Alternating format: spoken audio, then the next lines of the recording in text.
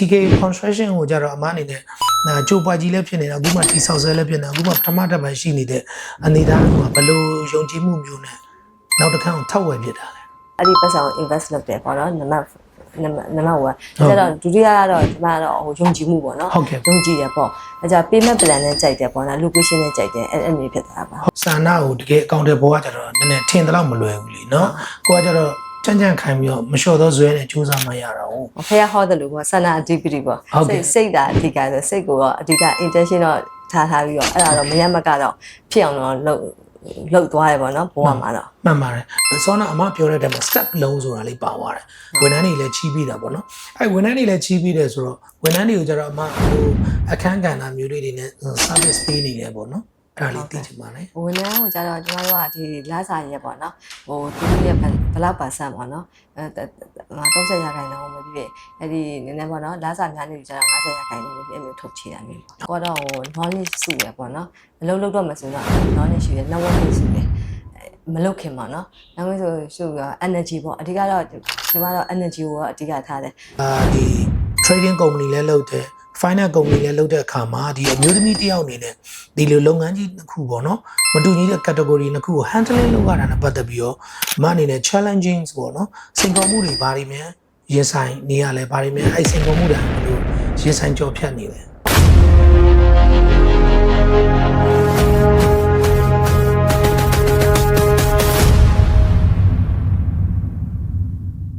မင်္ဂလာပါ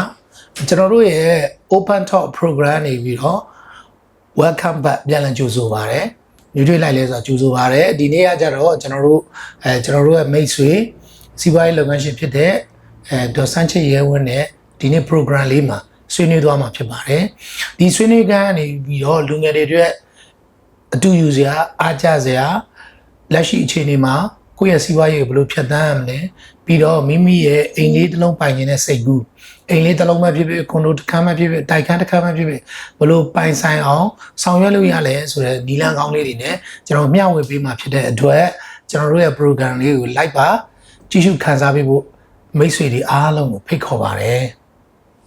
မင်္ဂလာပါမကြီးဟုတ်ကဲ့မင်္ဂလာပါရှင်မင်္ဂလာပါစန်းချစ်ရဝင်ပါဟုတ်ကဲ့အမဘာလုပ်ငန်းလေးတွေများလုပ်လဲမသိဘူးဗျာကျမကတော့ foreign finance နဲ့ founder ပါရှင်ဟုတ်ကဲ့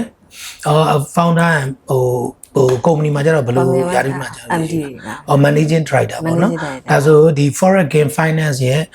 တည်ထောင်သူနဲ့ managing director ဖြစ်တဲ့ဒေါ်စန်းချစ်ရဲဝင်းပေါ့နော်ဟုတ်ကဲ့အမအဲ့ဒါဆိုရင်ဒီအမရဲ့ဒီ foreign ကကြတော့ဟိုဘယ်လို service တွေပေးလဲပေါ့နော်မတော့ငွေကြေးပေါ့နော်ငွေကြေးကိုဒီမှာတော့အဲ့ဒီပေါ့နော်ဒီကားလေးကိုဟိုဟာလေးကားလုံးချေတယ်ဟုတ်ကဲ့အဲ့ဒါအဲ့ဒီဟိုဆိုလာလေးအဲ့မီးဆက်တွေကိုလည်းအဲ့ higher purchase နဲ့ခြေပါတယ်ဟုတ်ကဲ့အဲ့ဒါ company လည်းခြေတယ်ဟုတ်ကဲ့လုပ်ငန်းတွေကိုလည်းဟုတ်ကဲ့အဲ့ဒါဆိုအမကဒီကျွန်တော်တို့ဒီမီးဆက်ဝယ်ရင်ပဲဖြစ်ဖြစ် solar panel တွေဝယ်ရင်ပဲဖြစ်ဖြစ်နောက်တစ်ခါကားလုံးတွေပဲဖြစ်ဖြစ်ထုတ်ချေးတယ်ဆိုတော့နောက်ကျန်တဲ့ category ကဘယ်လိုရှိသေးလဲဥပမာပေါ့ကျွန်တော်ကြားဘူးတာဆိုဥပမာဘောကတို့ Aeron တို့ဆိုရင်ကျွန်တော်ရောင်းဝန်ထမ်းလေးတွေရှိရလေသူတို့ဖုန်းလေးဝယ်ခြင်းနဲ့သို့မဟုတ် laptop လေးဝယ်ခြင်းနဲ့တချို့ကျတော့ education package တွေရှိတာပေါ့အဲ့ဒါတွေလည်းသူတို့ကထုတ်ချေးကြတာလေးရှိတယ်အမ company မှာရောအဲ့လိုမျိုးဝန်ဆောင်မှုလေးတွေပေးတာရှိလားကျမတို့ company မှာတော့ start loan ပေါ့နော်ဝန်ထမ်း loan တွေပေးတယ်ဒါကြတော့အဲ့ဒီပေါ့နော်အဲ company loan ရှိတယ်ဒါကြတော့အဲကား loan ရှိတယ်ဒါကြတော့အခုလိုမျိုး higher purchase loan တွေပေါ့နော်ဟုတ်ကဲ့ပေးပါတယ်အဲ့ဒါကတော့သူကတော့ deposit ကတော့50ရာခိုင်နှုန်းပေးပြီးကျန်တဲ့ဟာတော့ installment နဲ့ပေါ့နော်ဟုတ်ကဲ့အဲ့ဒါဆိုအမကျွန်တော်တို့မှလည်းစောက်လို့ရေး company ဆိုတော့ကျွန်တော်တို့ကtrading လည်းလုပ်တယ်လေ trading လုပ်တော့ကျွန်တော်တို့ကဓာတ်လေကားတွေမီးစက်တွေလည်းကျွန်တော်တို့ကဖြန့်ဖြူတာ哦ဒါကကြတော့ကျွန်တော်တို့ရဲ့ဒီတကွန်းစီဝိုင်းလုပ်ငန်းစုမှာရှိတယ် amazing Jupiter trading ကနေပြီးတော့ကျွန်တော်တို့မီးစက်တို့ဓာတ်လေကားတို့အဲ့လိုမျိုးတွေရောင်းတာရှိတယ်CCTV တွေလည်းရောင်းတာရှိတယ်အဲ့ကြရင်ကျွန်တော်တို့အခုနောက်ပိုင်းကျတော့ customer တွေကကျွန်တော်မီးစက်ဝယ်မယ်ဆိုရင်ကျွန်တော်တို့က down payment 30ရာခိုင်နှုန်းတောင်းတယ်ကျန်တဲ့ဟာတော့အရေးချ80ရာခိုင်နှုန်းအဲ့လိုမျိုးသွားတာပေါ့နော်လက်ရှိကတော့ကျွန်တော်တို့က Yoma Band တို့ Cambodia တို့ ARI Band တို့နဲ့ကျွန်တော်တို့ချိတ်ဆက်ပြီးတော့ရောင်းပေးတယ်ပေါ့ဒီအမားတို့ဒီ finance နဲ့ပတ်သက်ပြီးတော့သူကတကယ်တမ်းကျွန်တော်တို့ဒီမီးစက်ဝယ်ခြင်းနဲ့ဆိုရင်ရောသူကဘယ်လိုစာရေးစာတမ်းတွေပေးရမလဲဒါမှမဟုတ်ဘယ်လိုအမားတို့နဲ့ချိတ်ဆက်ပြီးဆောင်ရွက် ပြောကြတော့အဲ့ဒီပေါ့နော်ဒေါင်းပေးမဲ့အောင်50ရာခိုင်နှုန်းချကျန်တဲ့50ရာခိုင်နှုန်းကျတော့ installment နဲ့သွား ဟုတ်ကဲ့အဲ့ဒါကျတော့ဘယ်နှစ်လောက်ပေးလဲမသိဘူးမှာ ဟော installment ပေါ့နော်ပထမခုဆက်ကျတော့တစ်နှစ်ပေါ့နောက်ပိုင်းကျရင်တော့နှစ်ကိုပြန်ပြီးတော့ extension တိုးသွားပါတယ်ဟာ ဟုတ်ကဲ့အဲ့ extension တိုးတာကျတော့ဘယ်နှစ်လောက်တိုးပြီလဲမှာ တစ်နှစ်စီတိုးပါပေါ့နော် တစ်နှစ်စီဘယ်နှစ်ချိန်လောက်တိုးလို့ရလဲ ဟောပေါ့လောလောဆယ်တော့အခုကတော့တစ်နှစ်ပဲအရင်ရထားသေးတယ်ပထမဆုံးဆက်လုပ်တော့လေ ဟုတ်ကဲ့တစ်နှစ်ကိုမှအဲ့ဒီ50ရာခိုင်နှုန်းချတစ်နှစ်ကို installment နဲ့သွားတာပေါ့နော်နောက်နှစ်တွေတော့ပြန်ပြီးတော့ဟိုဟာလုပ်ပြီးပေါ်ရှိပါတယ်ဟာ သူရဲ့ဒီ interest နဲ့သူရဲ့ capital investment ကိုပြန်ဆက်တဲ့အပိုင်းပေါ်မူတည်ပြီးတော့မှသူ့ကိုပြန်ပေးတာပေါ့နော်အဲ့လိုမျိုးလေးပေါ့ကောင်းပါတယ်အဲ့ဒါဆိုအမကဒီမီးစက်ဝယ်ခြင်းတဲ့ customer တွေလည်းလုပ်ငန်းရှင်တွေလည်းသူတို့လည်းပတ်စံအများကြီးစိုက်เสียမလို့တော့ဘူးပေါ့ဥပမာပေါ့မီးစက်တစ်လုံးဝယ်မယ်ဆို3000လောက်ရင်းရမယ်3900လောက်ရင်းရမယ်ဆိုဒါကိုက350လောက်နဲ့တော့မီးစက်တစ်လုံးဝယ်လို့ရတယ်ကျန်တဲ့ဟာကိုကျတော့ကိုကတစ်နှစ်ဆို12လောက်မှကျန်တဲ့ဟာလေးပေးရမှာပေါ့နော်အဲ့လိုမျိုးပေါ့ဟောအဓိကတော့ဟို3000တန်ဆိုရှင်900ဟိုပါပေါ့နော်တောင်းဝိမှန်ချနောက်900ကိုကျတော့အဲ့တစ်နှစ်ပေါ့ instrument နဲ့ပေးတာပေါ့အဲ့ဒါကိုမှ तू ကပြန်ဆက်တဲ့အပိုင်းကိုကျတော့တစ်နှစ်1 year contract တင်မှာပြန်ဆက်ပေးရတာပေါ့နော်12လခွဲပြီးပေးရမှာပေါ့နော်ဟုတ်ကဲ့ကျန်တဲ့ဟာကျတော့အမဒီဖုန်းတွေဒီ computer တွေဝယ်မယ်ဆိုရင်ပါချီးသေးလားအဲ့ဒီဟာထဲမှာတော့ပါတယ် higher batch ကတော့အကုန်လုံးပါပေါ့ဒါပေမဲ့လောလောဆယ်အခုကတော့အဲ့ဒီ solar တို့မီးစက်တို့ကားကျတော့ start လုံးလို့အဲ့ဒီဟာရဲ့ကျတော့ corporate လုံးဆိုရဲအဲ့ company လုံးတွေပေါ့နော်ဟိုငါးလုပ်ငန်းကိုတော့အခုဦးစားပေးပြီးတော့ချေးတယ်ဟုတ်ကဲ့ငါး trading ဘိုင်းကိုအဓိကလုပ်တော့လေ ဟုတ်ကဲ့main စီးပွားရေးငါး trading ဖြစ်တဲ့အတွက်ကြောင့် fishery ဟုတ်ကဲ့ trading ဖြစ်တဲ့အတွက်ကြောင့်အဲ့ငါးလုပ်ငန်းသမားတွေကိုတော့ဦးစားပေးပြီးတော့ချေးဖို့တော့ဟိုလုပ်ထားပါရထားပါဟုတ်ကဲ့အဲ့ဒါဆိုအမကနည်းနည်းလေးဟိုမေးမြန်းချင်တာလေးအမဒီ foreign finance ကိုတီထောင်ပြတဲ့ရည်ရွယ်ချက်လေးဘယ်လိုကြောင့်ဒီ company လေးကိုစပြီးတော့ကိုကတီထောင်ပြတာလဲဘယ်လိုစိတ်ကူးစိတ်တန်းလေးကြောင့်လဲပြီးရင်အမျိုးသမီးတယောက်ကဥဆောင်နေရတယ်ဆိုတော့အမအနေနဲ့ခက်ခဲတဲ့ကြက်တဲတဲ့ရင်ဆိုင်ရတဲ့အခက်အခဲလေးတွေကိုရှိလားအဲ့ဒါလေးတွေရှိတယ်ဆိုရင်လည်းပြည့်တဲ့ကြီးသိအောင်မျှဝေပေးပါဦးforeign finance ကြောင့်အဲ့ဒီပေါ့နော်ဘန်ကာလုပ်ချင်တော့လေအဲ့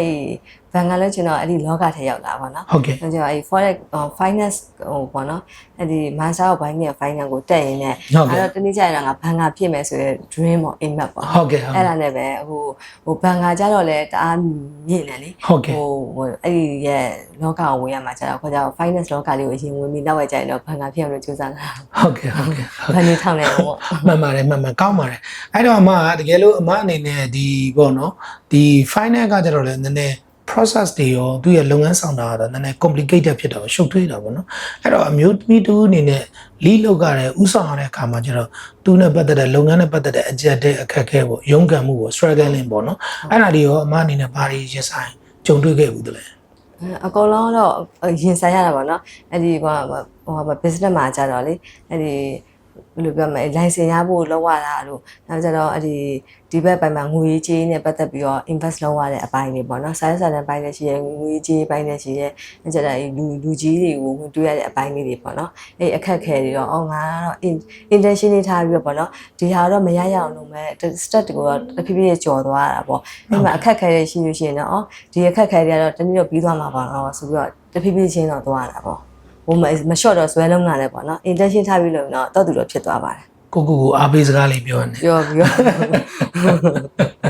ကောင်းပါတယ်အမတကယ်တမ်းကျတော့လူတစ်ယောက်ကကိုဖြစ်ချင်တဲ့ဟာကိုစာနာကိုတကယ်အကောင့်တွေပေါ်ကကျတော့နည်းနည်းထင်တယ်လို့မလွယ်ဘူးလीเนาะကိုကကျတော့ကြံ့ခိုင်ပြီးတော့မလျှော့သောဇွဲနဲ့စူးစမ်းမှရတာဟုတ်ဖះဟောတယ်လို့ကဆန္ဒအဓိပတိပေါ့စိတ်တာအဓိကဆိုစိတ်ကိုတော့အဓိက intention တော့ထားပြီးတော့အဲ့ဒါတော့မရမကတော့ဖြစ်အောင်တော့လောက်သွားတယ်ပေါ့နော်ဘဝမှာတော့မှန်ပါတယ်အခုကျတော့အမအနေနဲ့ဒီကိုလိုချင်တဲ့ပန်းတိုင်ကိုလည်းရောက်လာပြီပေါ့နော်တကယ်ကိုယ့်ရဲ့ပန်းတိုင်ကကျတော့ဘန်ကာပေါ့ဒါပေမဲ့လက်ရှိမှာကျတော့ micro finance ကိုစဖွင့်ပြီးတော့ဒီ finance ကိုစဖွင့်ပြီးတော့မှဒီကနေမှကိုက learning education လည်းလုပ်မယ် customer တွေလည်း service ပေးနေမှာနောက်တစ်ချိန်မှာကိုကမြန်မာနိုင်ငံရဲ့ဒိတ်ကျဘန်ကာဖြစ်အောင်ကိုစူးစမ်းမယ်ပေါ့နော်အဲဒီလို train လေးရှိတယ်ပေါ့အဲ့လိုမျိုးဆိုတော့အမအနေနဲ့အခုဒီကုမ္ပဏီကိုကြတော့အမအနေနဲ့ service ကိုကြတော့ဘာမှဖွင့်ထားနေလဲဗျservice ကအခုတော့ the lead ကွန်ဒိုမှာတော့ဖွင့်ထားတယ်ဒါပေမဲ့အဲ့ဒီဟာတော့နည်းနည်းအတွင်းကြတော့လေအခုပေါ့နော်ဒီဘက်ကအဲ့ဒီကိုအဖွဲ့ရဲ့အဲ့ဒီပေါ့လမ်းမတန်းမှာရှိတဲ့အဲ့ကွန်ဒိုတော့ဟိုပါပေါ့နော် instrument နဲ့ဒါမျိုးမှချပြီးတော့ instrument နဲ့ဟိုဝယ်ထားပါတယ်တော့အဲ့ဒါဆိုရင်ဟိုပါပေါ့အမပြောချင်တာကျွန်တော်တို့ဒီ လှိုင်းမြလန်းအင်းစိန်လှိုင်းမြလန်းပေါ်မှာရှိတဲ့ pleasant ကောင်စီမီကွန်တို့ကအခန်းလေးတွေမှာရုံးကန်ဖွင့်မှုရည်ရွယ်ထားတာပေါ့ ရည်ရွယ်ထားပါလေ အော်ဟုတ်ပြီအဲ့ဒါဆိုလည်းအမောက်မေးချင်တာပေါ့နော်အခုကျတော့ကျွန်တော်တို့ကကျတော့အဲ့အစာအုပ်ကကျတော့စောင့်နေတာပေါ့နော်စောင့်နေတာဆိုတော့လက်ရှိမှာကျွန်တော်တို့ကပထမတက် slab ကိုလောင်းမှုအတွက်ကျွန်တော်တို့လုပ်နေပြီပေါ့နော်ဒီ6လပိုင်း10ရက်နေ့ဆိုရင်ကျွန်တော်တို့ ice slab လောင်းမှာပေါ့ဒီကွန်ဒိုဆိုရင်လည်းကျွန်တော်တို့အမားတို့အခန်းထဲကို2029 10လပိုင်းပေါ့နော်အောက်တိုဘာလမှာအမားတို့လက်ထက်အပ်နိုင်မှာပေါ့နော်အဲ့ဒါဆိုရင်အမားအနေနဲ့ဒီကွန်ဒိုရဖို့အတွက်ကကျတော့ကျွန်တော်တို့တစ်နှစ်ကြော်လောက်လိုသေးတာပေါ့နော်တစ်နှစ်ကြော်လောက်လိုသေးတဲ့အချိန်မှာဘလို့ယုံကြည်မှုမျိုးနဲ့ဒီကုမ္ပဏီကကွန်ဒိုအခန်းဝယ်ယူဖြစ်တာလေကြိုပွိုက်တည်းဖြစ်နေတော့လေနံပါတ် first ကတော့ပေါ့နော်ဒီပတ်စံကြီးကိုအတွက်ဘယ်လိုပြောမလဲနော်အိုင်းဆုံးရှုံးမှုမဟုတ်ဘူးလို့ကိုယ့်ကိုတထစ်ချဆုံးဖြတ်နိုင်တဲ့ခါကျတော့အဲ့ဒီပတ်စံကို invest လုပ်တယ်ပေါ့နော်နံပါတ်1ဒါတော့ဒုတိယကတော့ဒီမှာတော့ယုံကြည်မှုပေါ့နော်ယုံကြည်တယ်ပေါ့အဲကြ payment plan နဲ့ကြိုက်တယ်ပေါ့နော် location နဲ့ကြိုက်တယ်အဲ့လိုဖြစ်သွားတာပါဟုတ်ကဲ့အမှကျတော့ဒီကုမ္ပဏီနဲ့ဘယ်လိုလေးများဒီ TK construction ကိုပေါ့နော်ဘယ်လိုလေးစသည်ခဲ့လဲဘယ်လိုလေးဒီကုမ္ပဏီနဲ့ engagement ပေါ့စတင်တွေ့ဆုံခဲ့တယ်လေပေါ့ဟိုပါ Facebook မှာတွေ့ရင်လည်းအဲ့ဒီကအမပေါ့နော်အဲ့ဘိုင်ရှင်မနဲ့သိပြီးတော့ပဲအဲ့ပဲဝယ်ဖြစ်သွားတာပေါ့နော်ဟုတ်ကဲ့နောက်တစ်ချက်ကကျတော့အမကျတော့တည်တာလေပထမကျတော့အမတခန်းပဲဝယ်တာပေါ့နော်အခုကျတော့အမနောက်တဲ့တခန်းမှာထပ်ဝယ်တယ်ပေါ့ဒီကွန်ဒိုမှာပေါ့နော်အဲ့လိုထပ်ဝယ်တဲ့အခါမှာပထမတော့ကိုကတော့ဒီဟာ foreign ရုံးကန်ကိုဖွင့်ဖို့ finance ကိုဖွင့်ဖို့တက်ကိုငှားခဲ့တယ်ပေါ့ကိုဝန်ထမ်းလေးတွေလည်း customer တွေရောသွားရလာလွယ်ကူအောင်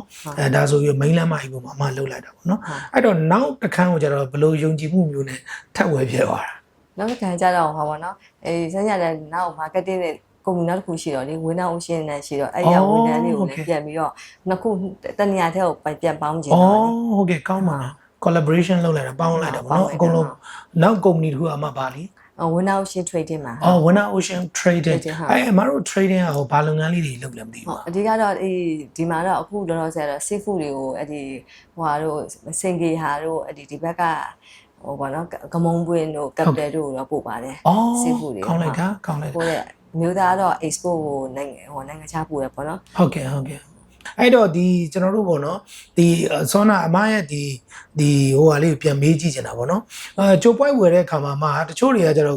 ့သိတယ်မလားဂျိုပွိုက်ကိုဝယ်ယူထားရတယ်ဒီကုမ္ပဏီကတော့ तू ကဘယ်နှလပိုင်းအမှပြောပြီးတော့တကယ်ညမအပ်နိုင်ဘူးပေါ့နော် customer တွေအတွက်ကျတော့ risky အများများရတယ်ပေါ့နော်စွန့်စားရတာပေါ့နော်ဒီချိန်ကိုကမြုပ်နှံထားတယ်ပြီးရင်တချို့ကုမ္ပဏီတွေဆိုရင်ဒီအမောက်လည်းရောင်းထားတယ်နောက်တစ်ခါကျတော့ customer ကိုလည်းရောင်းတယ်မျိုးရှိတယ်လေတချို့ကုမ္ပဏီစောက်လို့ကုမ္ပဏီတွေကြတော့အဲ့လိုမျိုးဆိုတော့ဒီလိုစောက်လို့လောကမှာဖြစ်ပျက်နေတဲ့အဖြစ်ပျက်တွေရောအမအနေနဲ့ကြားမိလားကြားမိပါတယ်ဒါပေမဲ့စညတော့ကိစ္စတစ်ခုတော့ကိုလည်းယုံကြည်တယ်သူများကိုလည်းယုံကြည်တယ်ယုံကြည်မှုပေါ်မှာပဲလုပ်တာဖြစ်တဲ့အတွက်ယုံကြည်လို့ဆက်လုပ်တာပေါ့နော်ဟုတ်ကဲ့အဲ့ဒါဆိုရင်ရောဒီ TK construction ကိုကြတော့အမအနေနဲ့ကြိုပွားကြီးလည်းဖြစ်နေတာအခုမှတိဆောက်ဆဲလည်းဖြစ်နေတာအခုမှပထမတစ်ပိုင်းရှိနေတဲ့အနေအထားတစ်ခုမှာဘယ်လိုယုံကြည်မှုမျိုးနဲ့နောက်တစ်ခါကိုထောက်ဝယ်ဖြစ်တာလဲဟောပေါ့နော်ဘယ်လိုပြော payment ဘိုင်းလည်းကောင်းတယ်ပေါ့နော် location လည်းကောင်းတယ်ဒါကြတော့ယုံကြည်မှုတစ်ခုအနေနဲ့ရှိနေတဲ့အတွက်ကြောင့်ထပ်ဝယ်ဖြစ်တာပါကောင်းလိုက်တာတကယ်တမ်းကျတော့အမအသိတယ်မလားတချို့တွေကကျတော့ဂျိုပွိုက်ဝယ်ရတာရမ်းချောက်တယ်လေဒါပေမဲ့ तू ကကျတော့ကျွန်တော်တို့ construction fee မှာကျတော့ तू က category 3မျိုးခွဲတာဟုတ်customer တွေ category 3မျိုးခွဲပြီးတော့ service pay လေးရှိတယ်ဒါလေးကတော့စောက်လို့ developer တွေကလျှို့ဝှက်ချက်ပေါ်မှာဥပမာပေါ့အမဝယ်တဲ့အခန်းတွေကိုရောကျွန်တော်တို့ကကျတော့ဒီPioneer State ပေါ့Pioneer State ဆိုတော့ကျွန်တော်တို့ကလက်ရှိမှာဒီမြေရှင်နဲ့ကျွန်တော်တို့ construction company ကအခန်းပေးခန့်ယူ contract စာချုပ်ချုပ်လိုက်တာပေါ့စာချုပ်ချုပ်ပြီးတဲ့အခါမှာကျွန်တော်တို့ကရန်ကုန်မြို့တော်စီမံရေး company ကိုတင်းပြီးတော့မှမြေယာဌာနမှာမြေပုံကူရတာတွေရှိတယ်ရာအောင်ဌာနမှာအဆောင်ဌာနမှာကျတော့ကျွန်တော်စာလုပ်ခွင့် permit တွေရှောက်နေရတာရှိတယ်ဒီ processing ကလည်းအနည်းဆုံးတော့ကျွန်တော်တို့6လအနေမှာ8လသို့မဟုတ်တစ်ခါတလေကျတစ်နှစ်လောက်ကြာသွားတာပေါ့အဲ့ processing ကာလမှာစာလုပ်ခွင့် permit ကိုကျွန်တော်ရန်ကုန်မြို့တော်စီမံရေး company မှာ permit ရောင်းနေတဲ့အချိန်မှာလည်းတချို့ developer တွေကကျအခန်းကိုထုတ်ရောင်းလို့ရှိတယ်အဲ့အချိန်ကျတော့ तू ကဘယ်လိုလဲဆိုတော့ customer ကိုကျတော့ဒီကကျ risky က too much ဖြစ်တာအရန်စွန့်စားရတာဖြစ်တဲ့အတွက်အဲ့အချိန်မှာကျတော့အခန်းတန်မှုရဲ့40%ပေါ့နော် 40% ကို short ပြီးတော့မှအခန်းကိုရောင်းလေးရှိတယ်။ရောင်းတဲ့အခါမှာလဲ customer တွေစီကကျွန်တော်တို့ကပြန်ဝယ်တဲ့အခါမှာလဲရောင်းချပြီးတဲ့အခါမှာလဲကျွန်တော်တို့က customer စီက maybe contract 5% လောက် down payment တွေဘလောက်ဆိုလို့မှအဲ့လောက်ပဲအနည်းဆုံးနဲ့တွင်းခိုင်းတာပေါ့ဒါကတော့နံပါတ်1ပေါ့ pioneer state ပေါ့နံပါတ်2ကကျတော့ကျွန်တော်တို့က middle state ပေါ့အဲ့ဒါကတော့ဘာလဲဆိုတော့ကျွန်တော်တို့တိဆောက်ဆက်ကာလာတွေပေါ့ဥပမာဆောက်လုပ်ခွင့်ပါမစ်တော့ကြာသွားပြီဒီအဆောက်အဦနဲ့ဒါတရားဝင် legitimate ကျွန်တော်ပါမစ်ကြာသွားပြီဒါဆိုကို customer ကိုလည်းပြရတယ်ကျွန်တော်တို့ဖြစ်ပြီเนาะဒါဥပမာကျွန်တော်တို့ကတိဆောက်တဲ့အချိန်ဘယ်လောက်ပဲယူမှာဘယ်လောက်တွင်းအပ်မှာပေါ့အဲ့ဒီအချိန်ကျရင်ကျွန်တော်တို့ကအမကိုအခန်းစီကိုဘယ်လောက် short ပြီးရောင်းလဲဆိုတော့20%ပေါ့နော်20% short ပြီးရောင်းတာဘာဖြစ်လို့လဲဆိုတော့အခုအမ PTSC ဆိုရင်ကျွန်တော်တို့က10လပိုင်း2020ခုမှာအမလက်ထဲအပ်ပြီးမှဒီခန်းလေးကနော်အပ်ပြီးမှအခုကျွန်တော်တို့ရိုက်ကူးရေးလုပ်နေတာ6လပိုင်း2026ပေါ့2026ပေါ့နော်ဒါဆိုအမကတစ်နှစ်နဲ့4လ16လစောင့်ရသေးတာပေါ့နော်16လစောင့်နေရတဲ့အခါမှာဆိုအမအနေနဲ့ဒီကအကြောင်းမျိုးကြောက်တော်လကောင်းပေါ့နော်ဘယ်လိုအကြောင်းမျိုးပဲဖြစ်တဘာဝဘေးရနေပဲဖြစ်ဖြစ်နိုင်ငံရေးအပြောင်းလဲကြောက်တော်လကောင်းအဲ့လိုမျိုးဆိုကြံ့ကြာသွားနိုင်တယ်အဲ့အတွက်ကြောင့်ကိုယ့်အနေနဲ့ကကြောင့်စွန့်စားရတာဖြစ်တဲ့အတွက်အမကိုကျတော့ကျွန်တော်တို့က20%အမအနေနဲ့တတ်တာအောင်ကျွန်တော်အခန်းကိုရောင်းလို့ရှိတယ်တတိယဘိုင်းကကျတော့ကျွန်တော်ကြိုက်ရောင်းကြိုက်ဝယ်ဖြစ်သွားပြီဒိဋ္ဌဓမ္မကိုမျက်စိနဲ့တွေ့နေရတယ်ဥပမာဆောက်လုပ်ပင်ပါမစ်လည်းရပါပြီ BCC ပါမစ်လူနေတိုင်းကပါမစ်လည်းရပါပြီးဒီအခန်းရဲ့တိဆောက်ပုံဖွဲ့စည်းပုံကိုရမယ့် facility ကလည်းမြန်ဝါတင်နေမြင်သွားပြီအဲ့ဒီအချိန်ကျသူကဘာလဲဆိုတော့မူလအခန်းတန်ဖိုးရကျွန်တော်တို့10%တော့10%တော့တင်ပြီးတော့ customer ကို developer တွေကရောင်းလို့ရှိတယ်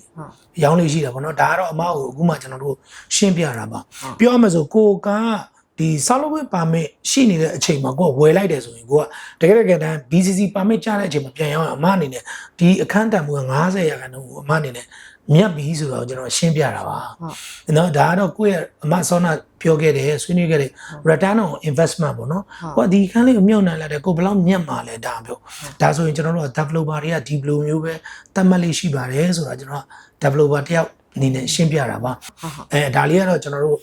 ပြည့်သက်လဲတည်ပါအောင်အမအနေနဲ့လဲကိုရင်းနှီးမြုပ်နှံတဲ့ဟာလေးကတကယ် return on investment ROI ကဘယ်လောက်ထိအမအနေနဲ့အကျိုးမြတ်ဖြစ်ထွန်းနိုင်လဲဆိုတော့ကျွန်တော်ပြည့်သက်လဲဘူးသူရရအောင်ကိုမကိုလဲ knowledge sharing ပြန်လုပ်ပေးတာဒါပေါ့အမတချို့ customer တွေကျတော့သူတို့ PAE စောင့်ရင်တော့မှသူ့အိမ်ကဘယ်လောက်မြတ်နေမှသူမသိဘူးသိတယ်မှာတိတ်ထူးဆန်းတယ်ဟိုတလောဆိုကျွန်တော်တိတ်ချစ်လာဆိုတော့ကျွန်တော်တို့အမကြီးဒေါ်နန်းခန်းဝါလာနဲ့ကျွန်တော်ဆွေးနေတော့ဆိုသူ PAE လေးဆိုကျွန်တော်တို့စောက်တယ်အဲ့တော့ဆိုသူနဲ့ကျွန်တော်နဲ့ချုပ်တော့PAE ကဈေးတစ်မျိုးအခုချိန်မှာသူ့ကိုပေးတဲ့ service ကကျွန်တော်တို့3,200ဒါဆို तू က PAE rate ရဲ့တန်ဖိုးကသူ့အနေနဲ့မြေခွက်မပါသေးဘူးเนาะ PAE တန်ဖိုးတယ်မဲ့ तू က2ဆလောက်မြတ်နေတယ်2ဆလောက်မြတ်နေတယ်အဲ့ဒါဆို तू ကမြေခွက်တန်ဖိုးနဲ့မှထွက်ရင်သူ့အိမ်ကလက်ရှိ current situation မှာဒီတိုင်းကိုရောင်းမှဆိုတော့3,000ကနေ1,000ခွဲတွင်းလောက်ရောင်းလို့ရတယ်တကယ်တမ်း तू ကဒီမြေခွက်လေးကို तू က invest လုပ်တော့ तू 3,900နဲ့ဝယ်ထားတာသိတယ်မလားကျွန်တော်တို့နဲ့စောက်တော့လည်းဘယ်လောက်မှမရှိဒါပေမဲ့နိုင်ငံရဲ့ inflation rate နဲ့ပြောင်းလဲသွားတဲ့ business trend ညာဒီလိုမျိုးတွေဖြစ်သွားတာအဲ့တော့မှကျွန်တော်နောက်သိချင်တာလေးတစ်ချက်ပေါ့နော်သိချင်တာလေးတစ်ချက်ဆိုတော့အခုကျွန်တော်တို့ရုံးမှာဆိုလဲဆောနာအမပြောတဲ့တဲမှာ step လုံးဆိုတာလေးပါသွားတယ်ဝန်ထမ်းတွေလည်းချီးပြီးတာပေါ့နော်အဲ့ဝန်ထမ်းတွေလည်းချီးပြီးတယ်ဆိုတော့ဝန်ထမ်းတွေကိုကျတော့အမဘယ်လိုအခန်းကဏ္ဍမျိုးလေးတွေနဲ့ service ပေးနေလဲပေါ့နော်အဲ့ဒါလေးသိချင်ပါလေဝန်ထမ်းကိုကျတော့ကျမတို့ကဒီလစာရက်ပေါ့နော်သူတို့ရဲ့ဘလောက်ပါဆန့်ပေါ့နော်30%ပဲဖြစ်ဖြစ်အဲ့ဒီနည်းနည်းပေါ့နော်လစာများနေကြတော့50%ပဲဖြစ်မျိုးထုတ်ချတာမျိုးပေါ့ဟုတ်ကဲ့အဲ့လိုထုတ်ချတယ်ဆိုတော့ဒီဝန်ထမ်းတွေကသူတို့တချို့ကျွန်တော်ရုံးမှာဆိုလဲကုမ္ပဏီဝန်ထမ်းလေးတွေရှိတယ်ကျွန်တော်မိတ်ဆွေမှာဆိုဝန်ထမ်းလေးတွေရှိတယ်တချို့ဝန်ထမ်းလေးတွေဆိုတော့သူက ability ကောင်းတယ်အရေးချင်းကောင်းတယ်ဒါပေမဲ့ဒီကလေးလေးတွေကသူတို့သင်တန်းတက်လိုက်ရင်ဥပမာပေါ့ကျွန်တော်တို့နမူနာပြောမှာဆိုကျွန်တော် finance ရှိမယ် finance ဆိုဒီကလေးကစဝင်တော့သူကလုံးဝ accountant ပေါ့ accountant ပဲဒါပေမဲ့ဒီကလေးကနေပေါ့ level 10ကိုမြင့်နေတယ်တွားကျင်တယ်ဆိုသူ့အနေနဲ့လိုအပ်တဲ့စင်းကင်ပညာသင်တန်းလေးတွေတက်ရတယ်ဥပမာ ACCA တို့ပဲဖြစ်ဖြစ်ဘယ်လိုပဲဖြစ်ဖြစ်ပေါ့နော်သူကလည်းသူ SCCI ပဲဖြစ်ဖြစ်အဲ့လိုသင်တန်းလေးတွေတက်ဖို့ဆိုသူတို့ကကျတော့လက်ရှိကျတော့ဝန်ထမ်းဘဝမှာကျတော့သူတို့ကအဲ့သင်တန်းတွေတက်ဖို့တော့ပတ်စံစုမှာဆိုအချိန်ကာလတစ်ခုကြာတာပေါ့အမအနေနဲ့အဲ့လိုမျိုးဆိုရင်ရောကုမ္ပဏီကလည်းထောက်ခံချက်ပေးမယ်ဒီဝန်ထမ်းကိုပေါ့နော်အဲ့လိုပေးမယ်ဆိုရင်ရောအမတို့ဘက်ကservice ပေးနိုင်လားမသိဘူးပေးနိုင်ပါလားရှင်ကျွန်မလည်း education နဲ့ပတ်သက်ပြီး support တင်လောက်ရတာလည်းဟောဖြစ်ပါလေ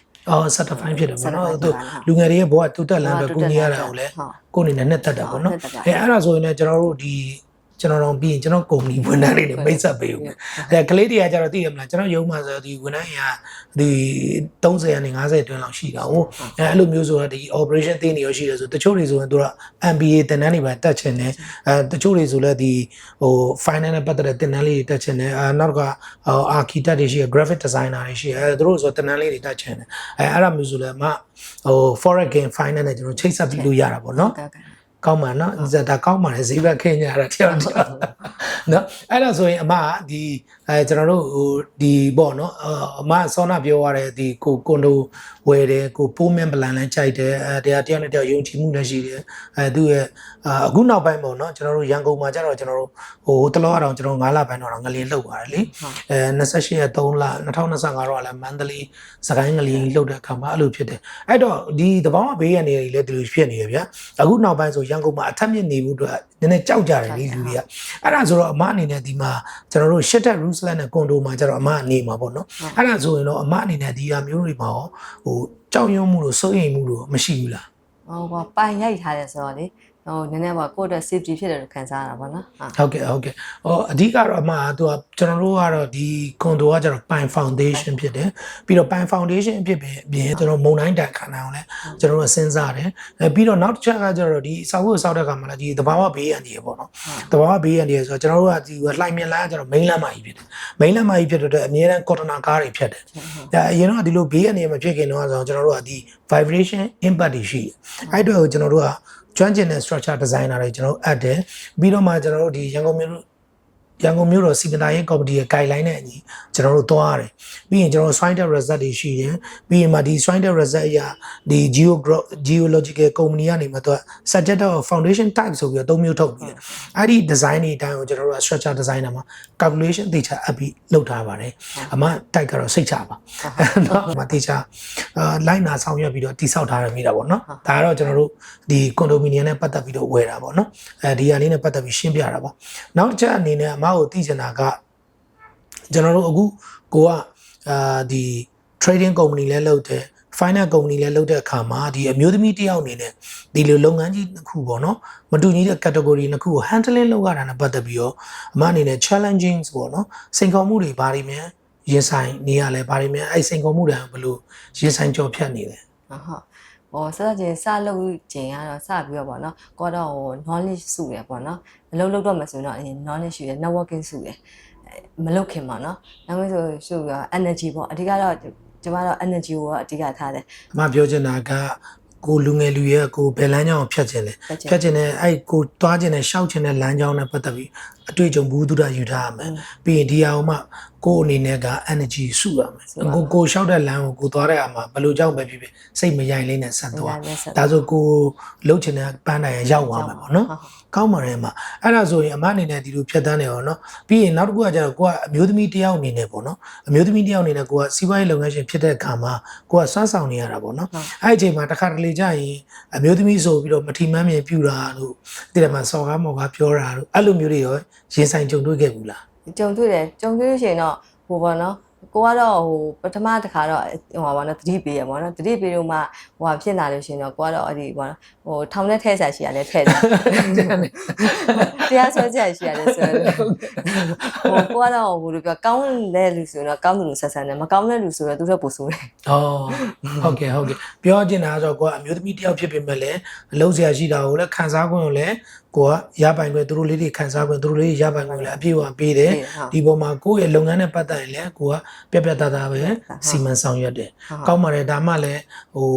တချို့တွေကကျတော့စီးရှိတဲ့ဝန်ထမ်းတွေရှိတယ်တချို့ကစီးမံခန့်မှဝန်ထမ်းတွေလည်းရှိတာပေါ့အဲ့လိုမျိုးဆိုတော့ဒါသူတို့တော့လည်းစင်ကျင်စရာတခုဖြစ်သွားတာပေါ့နော်တကယ်တမ်းကိုလှုပ်တဲ့အခါမှာဒီကျွန်တော်တို့ပေါ့နော်အခုဆိုရင်ကျွန်တော်တို့ channel ကိုကြည့်နေလူငယ်လူရွယ်တွေလည်းပါတယ်တချို့ဆိုအိမ်အောင်တွေလည်းပါတယ်တချို့ဆိုကျွန်တော်လူကြီးပိုင်းလေးတွေလည်းပါတယ်အဲ့လိုလူမျိုးတွေလည်းလက်ရှိအချိန်ထိအိမ်လေးတစ်လုံးမပိုင်သေးဘူးကိုယ်အနေနဲ့ကိုပိုင်အိမ်လေးပဲဖြစ်ဖြစ်ကွန်ဒိုတစ်ခန်းလေးပဲဖြစ်ဖြစ်PA apartment လေးပဲဖြစ်ပိုင်ဆိုင်ခြင်းတဲ့လူတွေနဲ့ပတ်သက်ပြီးတော့ပဲဖြစ်ဖြစ်အဲ့လိုမျိုးအိမ်လေးတစ်လုံးပိုင်နေတဲ့လူတွေအတွက်ကိုယ်အနေနဲ့သူတို့ idea ပေးရမယ်เนาะသူတို့အကြံပြုစကားလေးပြောပြပါဆိုအမအနေနဲ့ဗာလေးများပြောချင်ပါတယ် ဟိုပေါ့နော်ပထမဆုံးအိမ်တစ်လုံးဝင်မယ်ဆိုရင်တော့တပူးစစ်လေးတွေတော့စုရမှာပေါ့နော်ဆက်စချင်းစပြီးထည့်ရမယ်ပတ်စံလေးတော့စုပေါ့ ဟုတ်ကဲ့ စုပြီးရှင်တော့ instrument တွေနဲ့ဝင်နိုင်အောင်လုပ်ပေါ့နော်ဟိုဘယ်ရမဆိုကတော့သုံးတော့ကုန်သွားရပဲလေဒီတော့ကိုကဟိုစုထားပြီးတော့ဝယ်လို့ရှိရင်တစ်လုံးကိုဝယ်လို့ရတော့ပါနော် ဟုတ်ကဲ့ အဲ့လိုမျိုးတွေတော့ရှိပါတယ်ဟာ ဟုတ်ကဲ့အဲ့တော့အမအနေနဲ့ final ပေါ့နော် for again final ကိုဆက်သွယ်ခြင်းနဲ့ဆိုရင်ရောကျွန်တော်တို့ဘယ်လိုဆက်သွယ်ဆောင်ရွက်ရမလဲပေါ့နော် ဟိုဒလီကွန်တိုမှာဖွင့်ထားပါတယ်ဟိုလှိုင်မှာပါနော် ဟုတ်ကဲ့ ဟုတ်ဖုန်းနံပါတ်က0943088422ပါဟုတ် အော်ဟုတ်ကဲ့ပါအမအဲ့ဒါဆိုရင်တကယ်လို့ကျွန်တော်တို့ညီကိုမောင်နှမလေးတွေကကို final မနမဖြစ်ဖြစ်အခုငွေကြေးပိုင်းဆိုင်ရာအကူအညီလိုချင်တာဖြစ်ဖြစ်မဆန်းချေရဝင်ဦးစီးဆောင်ရွက်နေတဲ့ for again finance ကိုဆက်သွယ်ပြီးတော့ဆောင်ရွက်လို့လိုက်ရတယ်ဆိုတော့ပြောပြပါမယ်လေးလေး